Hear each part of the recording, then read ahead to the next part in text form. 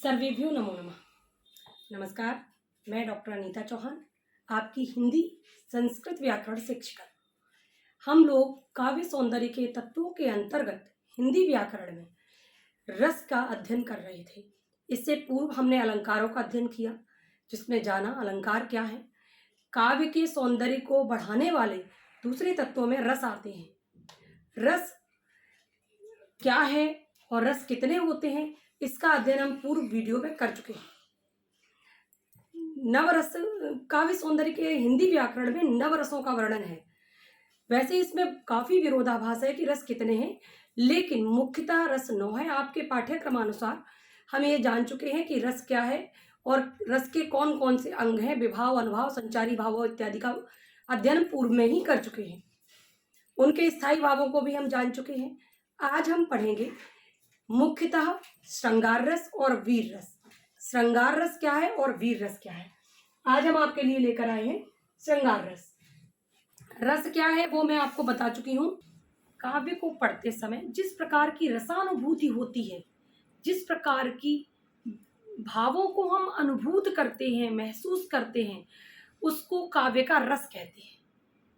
ये मैंने आपको पिछले वीडियो में भी बताया था। जिस प्रकार से जिह्वा का स्वाद हमें महसूस होता है, कोई भी खाद्य पदार्थ, कुछ भी हम भोजन ग्रहण करते हैं और हमें जिस प्रकार का रसास्वादन होता है, तीखा, चटपटा, नमकीन, कसैला, जैसा भी रसास्वादन होता है, हम भोजन को उस रस से जानते हैं, उस स्वाद से जानते हैं। उसी प्रकार से काव्य पाठन के समय, काव्य पढ़ते समय या कोई भी सचित्र कोई हम मूवी देखते हैं, फिल्म देखते हैं, कोई भी तरीके का हम सीरियल देख रहे होते हैं, उसमें जिस प्रकार का उस समय चरित्रांकन किया जा रहा होता है, हम उसी प्रकार के रस में डूब जाते हैं, है ना। कहीं बहुत भावुक और दुख देने वाला सीन है तो हम रोने लग जाते हैं, है ना। कहीं पर बहुत हर्षोल्लास है तो हम हंसने लग जाते हैं। कहीं कॉमेडी होती है तो हम खिलखिला के हंस उठते हैं, तो वो हास्य रस हो जाता है। तो ये रस है। बहुत सरल शब्दों में ये समझ लीजिए कि काव्य के सौंदर्य को बढ़ाने वाला जो सर्वाधिक महत्वपूर्ण अंग है वो रस है। विभाव, अनुभाव, व्यभिचारी भाव के संयोग से जो स्थायी भाव पुष्ट होता है वो रस कहलाता है। वो सहृदय पाठक को काव्यास्वादन करते समय महसूस होता है, उस रस की रसानुभूति वो पाठक करता है।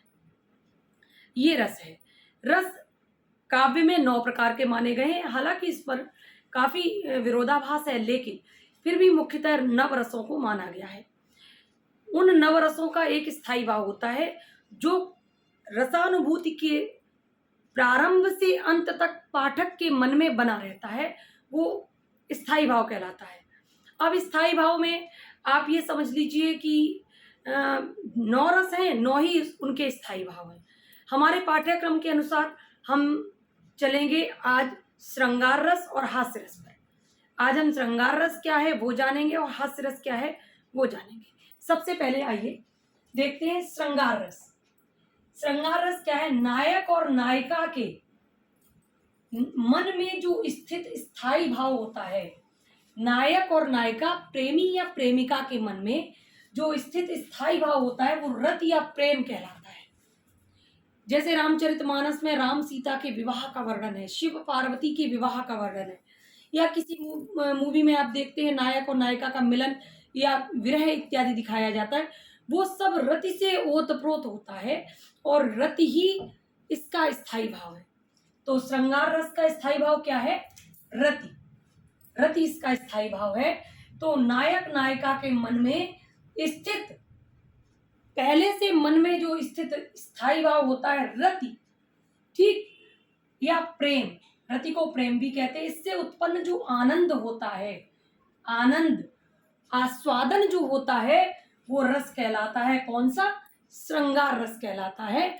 वो पुष्ट होकर के श्रृंगार रस कहलाता है। यानी कि विभाव, अनुभाव, संचारी भाव इत्यादि से पुष्ट होकर जो स्थायी भाव बनता है रति, वो श्रृंगार रस कहलाता है। श्रृंगार रस 2 प्रकार का होता है, एक संयोग श्रृंगार रस, दूसरा विप्रलंब श्रृंगार रस। इसको वियोग श्रृंगार रस भी कहते हैं। विप्रलंब को वियोग भी कहते हैं, वियोग श्रृंगार रस। ठीक, संयोग श्रृंगार रस कहाँ क्या होता है? जहां पर नायक नायिका का संयोग दिखाया जाए, मिलन दिखाया जाता है, जहां पर उन दोनों का मिलन होता है, प्रेमालाप इत्यादि दिखाया जाता है, वो संयोग श्रृंगार रस है। और विप्रलंब श्रृंगार रस का है जो जब नायक नायिका का वियोग विरह वर्णन जहां पर होता है, वो विप्रलंब श्रृंगार रस होता है।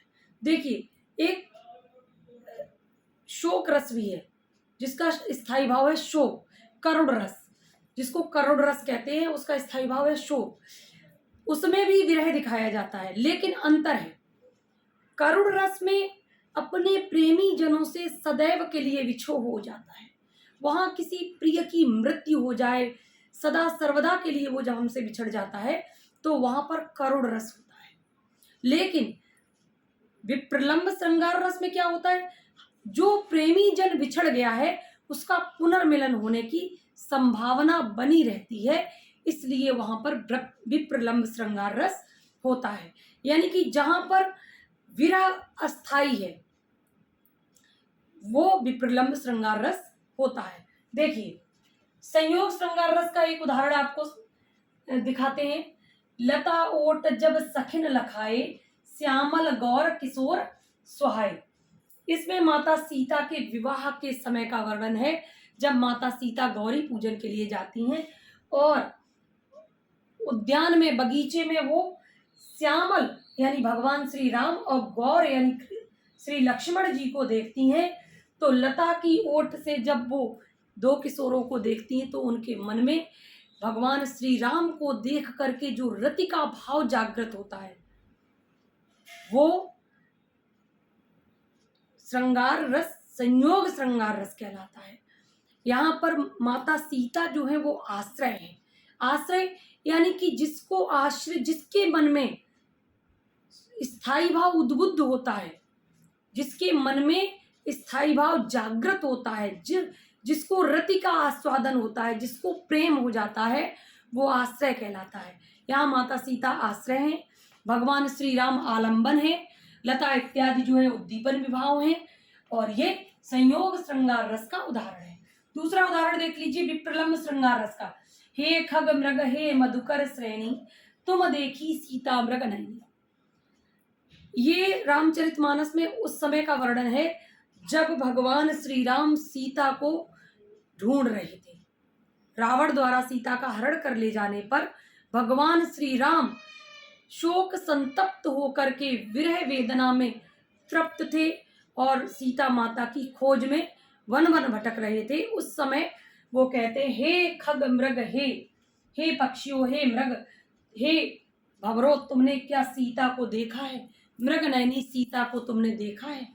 तो यहाँ पर भगवान राम सीता से चूंकि उनका विप्रलंब हो गया, उनसे विरह हो गया है, वो उनको खोज रहे हैं। सीता उनको अप्राप्त है, उनका अस्थायी रूप से विरह है, इसलिए यहाँ पर विप्रलंब श्रृंगार रस होता है। बहुत सरल है। संयोग यानी नायक नायिका का जहाँ प्रेम वर्णन है, संयोग दिखाया जाए, और जहाँ पर नायक नायिका का विरह दिखाया जाए, वहां पर विप्रलंब श्रृंगार रस होता है। यहाँ पर भी यहाँ भगवान राम आश्रय है, सीता आलंबन है, खग मृग इत्यादि उद्दीपन विभाव है, और इसलिए यहाँ पर विप्रलंब श्रृंगार रस की पुष्टि होती है। श्रृंगार रस के दो भेद है, संयोग और वियोग। ये बात आपको ध्यान में रखनी है। अब हम आगे चलते हैं वीर रस पर। वीर रस, इसका स्थायी भाव है उत्साह। वीर रस का स्थायी भाव उत्साह। किसी भी कार्य को करने के लिए जीवन में उत्साह होना नितांत आवश्यक है। कोई भी लक्ष्य आप तब तक भेद नहीं सकते जब तक आपको उसको प्राप्त करने का उत्साह नहीं है, और यदि आपके अंदर उस लक्ष्य को पाने का उत्साह है, लगन है, तो वो लक्ष्य 50% आपने प्राप्त कर लिया, ऐसा आप जान लें। नीरस व्यक्ति कभी भी, निरुत्साही व्यक्ति कभी भी किसी भी लक्ष्य को प्राप्त नहीं कर सकता, चाहे वो जीवन में कितना भी छोटा लक्ष्य क्यों ना बनाए, उससे भी सदैव वो दूर ही रहेगा जब तक कि उसमें उसको प्राप्त करने का उत्साह नहीं है। इसलिए सदैव अपने कार्यों के प्रति, अपने लक्ष्यों के प्रति, अपने जीवन के उद्देश्यों को लेकर के अपने जीवन के गोल सेट कीजिए और उन गोल को अचीव करने के लिए सदैव उत्साहित रहिए। यदि वाकई में जीवन में सफलतम व्यक्तियों में अपनी गिनती करना चाहते हैं और जीवन में कुछ करके दिखाना चाहते हैं तो कभी भी मन के उत्साह को मत मारिए। कहा भी जाता है मन के हारे हार है और मन के जीते जीत। जब आप मन से उत्साह को हार जाते हैं तो आप प्राप्त वस्तु को भी नहीं प्राप्त कर पाएंगे, वो भी आपको बहुत कठिन लगेगी प्राप्त करना, जो बिल्कुल सामने दिख रही है आपको। लेकिन यदि आपके अंदर उत्साह है तो आप बड़ी से बड़ी दुरूह वस्तु को भी प्राप्त करने का हौसला रखते हैं। ये छोटा सा मैसेज था। चलिए चलते हैं वीर रस की ओर। इसका मूल मंत्र है उत्साह, इसका स्थायी भाव है उत्साह। पहले जब लोग युद्ध के लिए जाते थे, सैनिक, राजे महाराजे क्षत्रिय युद्ध के लिए जाते थे तो जयघोष करते थे, जय भवानी, हर हर महादेव। ये जयघोष उनके अंदर प्राण फूंक देते थे, उनमें इतना आशातीत उत्साह भर देते थे कि आधा युद्ध इस उत्साह से ही वो जीत लेते थे। ये कार्य करता है हमारे मन में उत्साह। तो वीर रस का स्थायी भाव है उत्साह। युद्ध अथवा किसी भी कठिन कार्य को करने के लिए हमारे हृदय में जो स्थायी भाव निहित होता है उत्साह, वही पुष्ट होकर के वीर रस कहलाता है। इसका स्थायी भाव है उत्साह। ठीक है, ध्यान रखने वाली बात है कि इसका स्थायी भाव क्या है, उत्साह। और यही उत्साह जो है हृदय में पुष्ट होकर के वीर रस के रूप में परिणित हो जाता है। यानी कि वीर रस की पुष्टि तभी होती है जब आपके अंदर उत्साह होता है। सुभद्रा कुमारी चौहान की कविता है, खूब लड़ी मर्दानी वो तो झांसी वाली रानी थी, बुंदेले हर बोलो के मुंह हमने सुनी कहानी थी, खूब लड़ी मर्दानी वो तो झांसी वाली रानी थी, चमक उठी सन 57 में वो तलवार पुरानी थी, खूब लड़ी मर्दानी वो तो झांसी वाली रानी थी। इस प्रकार की कविता सुनकर के आपके अंदर क्या जागृत हो जाता है, उत्साह। हम देशभक्ति का कोई गान सुनते हैं, चाहे स्वतंत्रता दिवस हो, चाहे हमारा गणतंत्र दिवस हो, उस दिन हमारे विद्यालयों में बहुत सारे देशभक्ति के गीत बजते हैं। क्यों? ताकि हमारी पीढ़ी में, हमारे विद्यार्थियों में, हमारे बच्चों में उत्साह का संचार हो, उनके अंदर देशभक्ति की भावना पुष्ट हो। ठीक, तो कोई भी युद्ध हो, कोई भी कठिन कार्य हो, उसके लिए उत्साह नितांत आवश्यक है। वीर रस का स्थायी भाव उत्साह है। देखिए यहाँ पर अभिमन्यु का उदाहरण है। अभिमन्यु अपने सारथी से कहते हैं, उत्साह जो मैंने अभी आपको माफ कीजिए उदाहरण दिया था वीर रस का, खूब लड़ी मर्दानी वो तो झांसी वाली रानी थी, वो भी वीर रस का ही उदाहरण है। दूसरा उदाहरण आप ये देख सकते हैं, मैं सत्य कहता हूं सखे, मैं सत्य कहता हूं सखे, सुकुमार मत जानो मुझे, यमराज से भी युद्ध में प्रस्तुत सदा मानो मुझे। आपको पता होगा कि जो अभिमन्यु है वो महाभारत के युद्ध में मात्र 16 वर्ष की आयु में वीरगति को प्राप्त हो गया था, चक्रव्यूह को भेदते हुए। तो जब अर्जुन वहां नहीं थे और ऐसी घोर विपदा में अभिमन्यु ने निश्चय किया कि वो चक्रव्यूह को भेदेगा, तो वो अपने सारथी से कहता है, मैं सत्य कहता हूं सखे, सुकुमार मत जानो मुझे, मुझे सुकुमार न समझो आप, यमराज से भी युद्ध में प्रस्तुत सदा मानो मुझे, मैं यमराज से भी युद्ध करने में सक्षम हूं, अतः मुझे युद्ध करने में कोई भी किसी भी प्रकार का संदेह, मेरे युद्ध नीति पर या मेरे युद्ध कौशल पर किसी भी प्रकार का संदेह न करें, मैं यमराज से भी युद्ध करने में सक्षम हूं। ये बात जो अभिमन्यु कहते हैं, इस कथन में वीर रस की पुष्टि होती है, अतः ये वीर रस का उदाहरण है। यहाँ पर आश्रय जो है वो अभिमन्यु है, क्योंकि वीर रस का संचार जो है अभिमन्यु के भीतर हो रहा है, इसलिए आश्रय अभिमन्यु है, आलंबन सारथी है, और जो आलंबन कौरव है, इसमें कौरव आलंबन है, और जो युद्ध का जो वातावरण है वो सल आलंबन एवं उद्दीपन विभाव इत्यादि है। इसलिए यहाँ पर वीर रस की पुष्टि हो रही है। आज के लिए इस वीडियो में सिर्फ मैं श्रृंगार रस और वीर रस, इन 2 ही रसों को लेकर के चलूंगी। अगले वीडियो में हम करुण रस और हास्य रस को पढ़ेंगे। इन दोनों को मैं छोटे वीडियोज इसलिए बना रही हूँ ताकि आप लोग थोड़ा थोड़ा करके अपने काव्य सौंदर्य के तत्वों को, व्याकरण को भली भांति समझ सके। और लंबा वीडियो होने पर, बड़ा वीडियो होने पर, एक तो वो आपको डाउनलोड होने में थोड़ी सी परेशानी देता है, और जो बच्चे, गांव के बच्चे हैं जो जिनके पास डाटा कम होता है, वो भी नहीं पढ़ पाते हैं, उनकी भी समस्या एक रहती है। तो थोड़ा पढ़ाएंगे तो आपको ज़्यादा समझ में आएगा, इसलिए इनको आप तैयार करें। इसके अतिरिक्त भी यदि आपके पास श्रृंगार रस का और वीर रस के और भी उदाहरण हैं तो प्लीज़ आप कमेंट बॉक्स में लिखिए और मुझे अच्छा लगेगा। Thank you so much. और सभी विद्यार्थियों के मैं उज्जवल भविष्य की कामना करती हूँ। आप पढ़ते रहिए और मेहनत करते रहिए और अपने उत्साह को जागृत रखिए। अपने जीवन में एक लक्ष्य निर्धारित कीजिए और उस लक्ष्य के प्रति स्वयं को समर्पित कीजिए।